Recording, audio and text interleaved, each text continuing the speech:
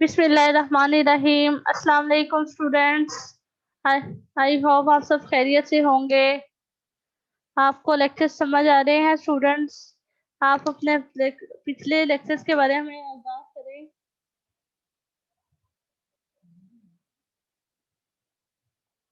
तो आज हम स्टार्ट करेंगे socio cognitive theories of motivation. अब सोशो और कॉग्निटिव दो वर्ड से निकला है। सोशो मीन आपकी सोसाइटी और कॉग्निटिव मीन्स आपका ब्रेन। आपका जो सोसाइटी में आपके कॉन्फ्लिक्ट्स होते हैं उनको अगर आप रिजॉल्व, जैसे स्कूल में बच्चों के कॉन्फ्लिक्ट्स हो जाते हैं, उनको रिजॉल्व करवाने के लिए जो थ्योरी यूज होती है उसको कहते हैं socio cognitive theories of motivation. Alright. अब इसके प्रोपोनेंट जो है वो है हमारे पास एल्बर्ट वेंडूरा। एल्बर्ट वेंडूरा ने सबसे पहले सोशो कॉग्निटिव थ्योरी दी थी 1960 में। ठीक है, इसको सोशल लर्निंग थ्योरी भी कहते हैं। राइट। अब सोशो कॉग्निटिव थ्योरी मैं आपको पहले बता चुकी हूँ, ये कम्बिनेशन है किसका, आपकी कॉग्निटिव का और सोसाइटी। क्योंकि बिहेवियर आप अपना सोसाइटी को शो करवाते हैं, इसलिए यहाँ बिहेवियर लिखा हुआ है। ठीक है, आप इसको ऐसे भी कह सकते हैं, socio cognitive theory combine two basic words, cognitive and behaviour theory. और कॉग्निटिव थ्योरीज भी हम पहले पढ़ चुके हैं, बिहेवियर थ्योरीज भी पहले पढ़ चुके हैं। मैं उनका लिंक आप डिस्क्रिप्शन में दे दूंगी, आप वहां से देख लीजिएगा अगर आप उसके बारे में नो हाउ कम है। Motivation is viewed as a resulting from both student cognition, for example, thoughts, belief, attitude and expectation, and the environmental conditions, for example, the expected sequence, the difficulty of task। अब हम use इसको generalise करके इसकी definition ये अपने पढ़ी है। अब उसमें क्या लिखा हुआ है कि जो मोटिवेशन हम लोग व्यू करते हैं किस तरह के स्टूडेंट की कॉग्निशन, यानी कि स्टूडेंट्स के थॉट्स क्या हैं, उनके बिलीफ क्या हैं, किस चीज को वो ज्यादा इंस्पायर होते हैं। और उसके बाद मेंटल कंडीशन, वो कौन सा टास्क है जिसके अंदर उनको डिफिकल्टी आ रही है, मुश्किलात पेश आ रही है। जैसे अगर हम नोट डाउन करें, कुछ स्टूडेंट्स होते हैं उनको मैथ में प्रॉब्लम होता है। राइट। अब वो क्या है, वो उनकी डिफिकल्टी ऑफ टास्क है। अब उसके बारे में उनकी थॉट्स और बिलीफ क्या होंगे, वो भी डाउन होंगे कि मेरे इसमें हाईएस्ट मार्क्स नहीं आ सके क्योंकि मैथ मुझे अंडरस्टैंड नहीं होता। राइट। ये सारे उसके क्या है, उसकी थॉट्स चले जाएंगी, उसको उसको वो कहेंगे कि तुम ये नहीं कर सकते, फिर उसका बिलीफ बन जाएगा कि मुझे मैथ नहीं आता। फिर वो एटीट्यूड क्या क्या शो करेगा, उससे अवॉइड करना शुरू करेगा। और उसकी एक्सपेक्टेशन क्या हो जाएंगी, मैथ के बारे में लो हो जाएंगी, डाउन हो जाएगी। तो आपने स्टूडेंट को मोटिवेट करना है, किस पहले मोटिवेशन आपने किसको देनी है, उसको टास्क को देनी है जिसमें उसको डिफिकल्टी आ रही है। फिर उससे उसकी थॉट्स चेंज करनी है, उसके बिलीफ चेंज करने, उसके एटीट्यूड करने हैं और एक्सपेक्टेशन। ठीक है। मोटिवेशन दुनिया में वो वाही चीज है जिससे आप थ्रू आउट हर चीज को बदल सकते हैं। कहते हैं कि अगर आपने किसी क्रिमिनल को भी बदलना है ना, तो उसको आप मोटिवेट करें अच्छाई की तरफ। ठीक है। अब आता है सोशो कोग्निटिव थ्योरीज की टाइप। सबसे पहले हमारे पास आता है एक्सपेक्टेंसी एक्स वैल्यू थ्योरी, कि हम एक्सपेक्ट क्या करें, हम किस चीज को वैल्यू दे रहे हैं। एक्स हमारे पास वो स्पेसिफिक फैक्टर है जिसके थ्रू डिफिकल्टी को हम रिजॉल्व करते हैं। नेक्स्ट आती है हमारे पास एट्रीब्यूशन थ्योरी, ये आपकी एट्रीब्यूट से बिलोंग करती है। और थर्ड हमारे पास आ जाती है self efficacy theory. Right.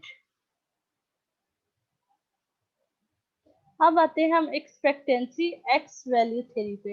Expectancy का वर्ड निकल रहा है आपके एक्सपेक्ट से, वैल्यू जिस चीज को आपको वैल्यू दे रही होती है, और एक्स वो फैक्टर जो आपकी इन चीजों को इफेक्ट करता है। अब प्रोपोनेंट, इसके प्रोपोनेंट कौन है, इसके प्रोपोनेंट हमारे पास है विक्टर एच ब्रूम। उन्होंने 1964 में सबसे पहले एक्सपेक्टेंसी एक्स वैल्यू थ्योरी दी थी, और बाद में इस थ्योरी को एक्सपेंड किया था पोर्टर और लाइन ने 1968 को। राइट। अब एक्सपेक्टेंसी एक्स वैल्यू थ्योरी होती क्या है, उसके बाद हम उसको एग्जांपल से भी लेट करेंगे। अब कॉग्निटिव थ्योरीज ऑफ मोटिवेशन। ठीक है, अब ये क्या है, एक्सपेक्टेशन आपके माइंड में होती है। राइट। जिसका आप इसलिए इसको कॉग्निटिव थ्योरीज ऑफ मोटिवेशन का नाम दिया गया है। लेकिन आपके थॉट्स का जो आपके बिहेवियर पे इफेक्ट आता है उसको कहते हैं, हम दोनों का जो मिक्सचर होता है उसको कहेंगे हम लोग socio cognitive theories of motivation. अब बिहेवियर किसने ऑब्जर्व करना है? टीचर ने। कॉग्निटिव किसकी है? बच्चे की। ठीक है। The people are motivated to engage in an activity to the extent they expected to succeed and the value they place on their success. Student को ऐसी एक्टिविटी में इंडल्ट करना जहां उनका सक्सेस टाइम जिसको वो वैल्यू करे, यानी कि बच्चे को एक ऐसे एनवायरनमेंट में स्टडी करे जहां हर बच्चा अपने आप को सक्सेस में, विन विन सिचुएशन में फील करे। ठीक है। और वो अपनी अपनी हर बंदा अपनी सक्सेस को एक साथ लेके चले। अब उसके एग्जांपल ऐसे है। अब अगर एक स्टूडेंट एक्सपेक्ट करता है कि उसकी मैथ की जो असाइनमेंट है वो बहुत अच्छी है, ठीक है, और उसकी जो लैंग्वेज यानी कि इंग्लिश की जो असाइनमेंट है वो नहीं है अच्छी, और उसमें उसके मार्क्स भी नहीं अच्छे आएंगे। अगर मैथ में अच्छी है तो वो उसमें क्या कर रहा है, उसमें एक्सपेक्टेशन उसकी हाई है ना, और उसका बिहेवियर भी, उसका एटीट्यूड, उसकी परफॉर्मेंस भी उस चीज को शो कर रही है कि उसमें मैथ में हाई अचीवर है। लेकिन इंग्लिश में उसके थॉट्स और बिलीफ जो है वो डाउन है लैंग्वेज के बारे में, तो डेफिनेटली उसके मार्क्स भी कम आ रहे हैं। अब इसमें एक्स क्या है? Value of x success is inverse of expectancy. आपका इनवर्स रिलेशनशिप है किसके साथ? आपके एक्सपेक्टेशन के साथ। आप जिस चीज को वैल्यू दे रहे हैं, जिस चीज को एक्सपेक्ट कर रहे हैं उसकी वैल्यू हाई हो जाए। ठीक है। अगर आप उसको लो एक्सपेक्ट कर रहे हैं तो उसकी जो वैल्यू हो उसकी ज्यादा लो हो जाए, और अगर आप हाई कर रहे हैं तो उसकी हाई, यानी अगर एक बच्चा सक्सेस हासिल करता है तो वो ज्यादा अच्छे तरीके से उसको अचीव कर लेता है। ठीक है। अब वेरिएबल्स कौन कौन से? एक्सपेक्टेंसी यानी कि आपकी एफर्ट, इंस्ट्रूमेंटेबिलिटी, ठीक है, वो आपकी परफॉर्मेंस, और वेनस आपका रिवार्ड। या इसको एक और सेंस में भी हम करते हैं। एक्सपेक्टेंसी एफर्ट यानी कि जो आपका एम है, आप कितना टाइम देते हैं किसी टास्क को अचीव करने के लिए। इंस्ट्रूमेंटली आपका एक्स फैक्टर, ठीक है, आपकी परफॉर्मेंस, आप उसमें कितना वर्क करते हैं कि आप उसमें गोल्स को अचीव कर लें। ठीक है। और वेनस क्या? रिवार्ड, कि आपको एंड पे उस पे क्या मिला, हाई ग्रेड मिले, टीचर की तरफ से प्रेज मिला, कोई फिजिकल रिवॉर्ड मिल गया। ठीक है। अब आता है एक्सपेक्टेंसी, इंस्ट्रूमेंटली और वेनस। ठीक है। एक्सपेक्टेंसी किसी पर्सन का बिलीफ, ठीक है, कि उसकी एफर्ट के बारे में। Instrumentally person believe for getting reward, person का जो एटीट्यूड है जिसके थ्रू वो रिवार्ड गेन करेगा। और वेनस जो वो वैल्यू साइन टू रिवॉर्ड, जिसकी वजह से उसको रिवॉर्ड मिला है, राइट। अब क्लासों में इम्प्लीकेशन क्या है इसकी? Motivation increase when the expectancy of succeed and the value of academic task increase. जब बच्चे का एक्सपेक्टेंसी जो है वो हाई होगा तो उसका क्या होगा, उसकी वैल्यू हाई होगी। उस जब उसको मोटिवेट उसकी एक्सपेक्टेशन से ज्यादा किया जाएगा तो उससे क्या होगा, उसके एकेडमिक टास्क भी ज्यादा अच्छे तरीके से परफॉर्म होंगे। उसके बाद इसके क्लासरूम टिप्स क्या है? बच्चे के अंदर हेल्दी स्कीमास बिल्ड करें। ठीक है। अगर उसके स्कीमास वो भी हैं, स्कीमास के आप सोचेंगे क्या होते हैं? जो सबसे पहली नॉलेज जो स्टूडेंट सीखता है, अगर किसी बच्चे के प्लस माइनस डिवाइड सब्सट्रैक्शन के जो है उससे क्या है वो कम है, ठीक है, तो आप उसको दोबारा करवा दें, उसके स्कीमा स्ट्रॉन्ग बना दें, तो उससे क्या हो जाएगी, उसकी एक्सपेक्टेशन उस सब्जेक्ट के बारे में हाई हो जाएगी। और उसके बाद use interest inventory to learn about what student consider interesting, important and useful. ठीक है। इंटरेस्ट जो है, आपको स्टूडेंट की इंटरेस्ट को, उसको इन्वेंटरी को डिस्कवर करना है कि स्टूडेंट किस चीज के बारे में ज्यादा इंटरेस्ट लेता है, किस चीज में इंटरेस्ट ज्यादा लेता है। आप उसी थ्रू के थ्रू आप उसको मोटिवेट कर सकते हैं। आप कभी भी स्टूडेंट के इंटरेस्ट, थॉट्स, बिलीफ, एक्सपेक्टेंसी को डाउन नहीं कर सकते, राइट। नेक्स्ट इसमें आता है एट्रीब्यूशन थ्योरी। अब एट्रीब्यूशन क्या निकला? आपके एट्रीब्यूट से, आपके माइंड से, ठीक है, और उसका फिर उसके ऊपर बिहेवियर। अब इसके प्रोपोनेंट कौन है हमारे पास? इसके प्रोपोनेंट है हमारे पास बहुत ज्यादा है। सबसे पहले कर्ट लोइंग। कर्ट लोइंग ने, आपको पता है, यूनिवर्सिटी ऑफ लोवा में लीडरशिप के बारे में रिसर्च करके की थी, और ये सारे बाकी सारे उनके फॉलोअर। लेकिन इसमें सबसे ज्यादा जो मेन रोल है वो है बर्नार्ड मीनर का। ठीक है। अब फोकस किस चीज के ऊपर करता है एक्टिवेशन थ्योरी?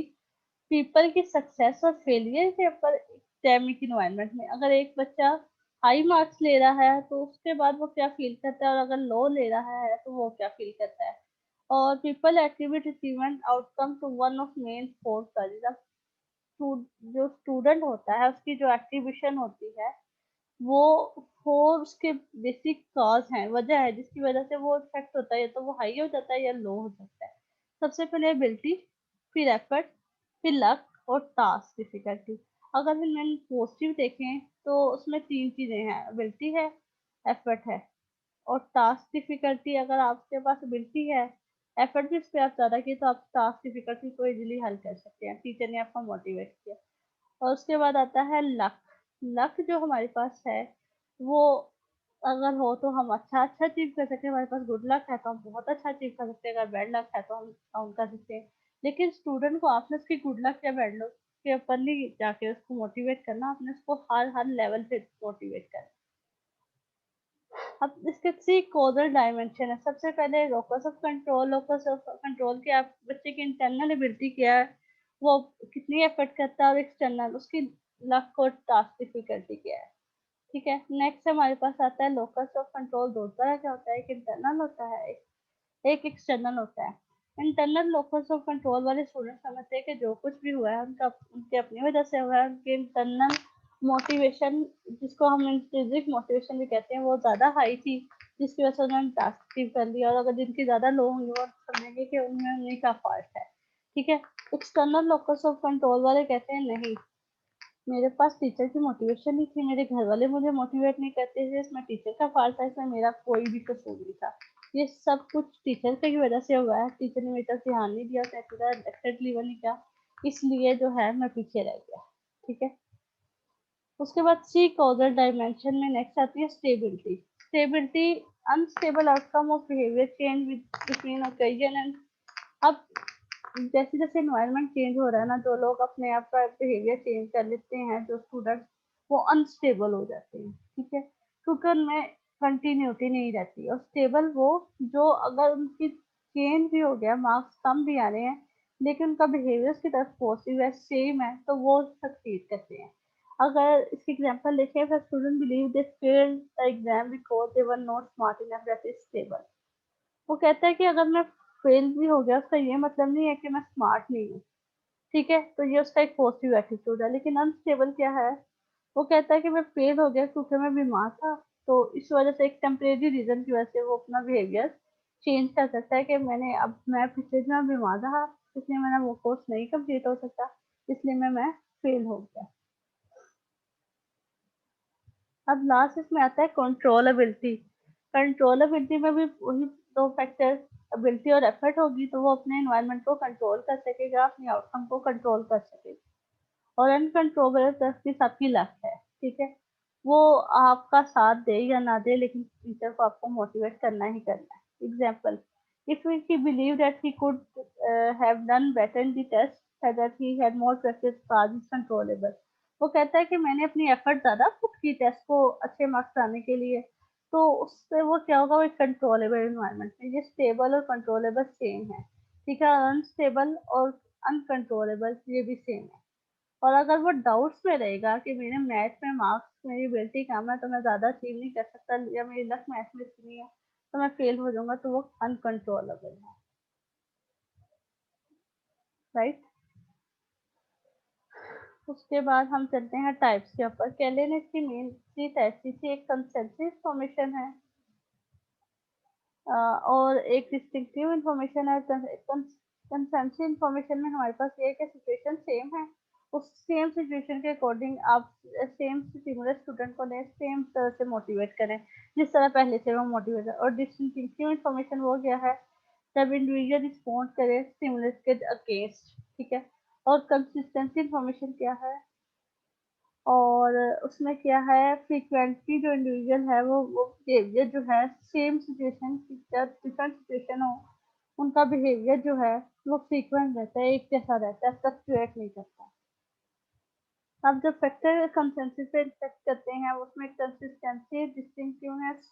कंसिस्टेंसी किस तरह इफेक्ट करेगी, अगर एक ही तरह से हर सब्जेक्ट में अचीव हो सकता है, जैसे अगर मैथ में अगर आपके हाई मार्क्स आ रहे हैं, उसमें आप एफर्ट थोड़ी पुट करते हैं क्योंकि आपका प्रीवियस सीनियर ज़्यादा अच्छे हैं, तो जरूरी नहीं कि आप उस तरह साइंस में भी कर सकें।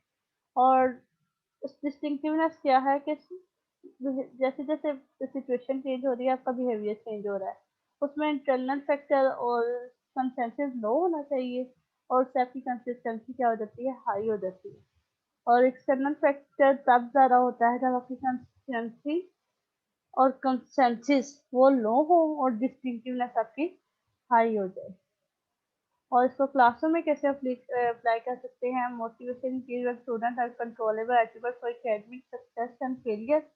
जब स्टूडेंट बिलीव शुरू कर लें कि वो एकेडमिक सक्सेस ज़्यादा अचीव कर सकते हैं, वो एट्रीब्यूट उनके चेंज हो जाए। जैसे अनअ स्टूडेंट एकेडमिक एट्रीब्यूशन, स्टूडेंट्स को ओन करें, उनसे क्वेश्चन करें, उनके उनके रीट्रेन करें, उनको ट्रेनिंग करें उनके एक्सटर्नल एकेडमिक चीज़ों में, ठीक है। उसके बाद उनको डेमोन्स्ट्रेट करें, उनको फिर बताएं कि आपने इतनी एफर्ट की थी तो आपको ये रिजल्ट आया, राइट। बाकी जो उसकी नेक्स्ट स्टेप है वो हम नेक्स्ट क्लास में डिस्कस करेंगे। तब तक के लिए आप अपना ख्याल रखिएगा। और अब कुछ अगर आपको क्वेश्चन है तो आप मुझे कमेंट सेक्शन में पूछ सकते हैं। इसके अलावा जो सब्जेक्ट आप चाहते हैं हम मैं आपको टीच करूँ उसके बारे में भी हाईलाइट दें। कोई टेस्ट के बारे में डिफिकल्टी आ रही है एजुकेशन से रिलेटेड वो पूछे। तब तक के लिए अल्लाह हाफिज़।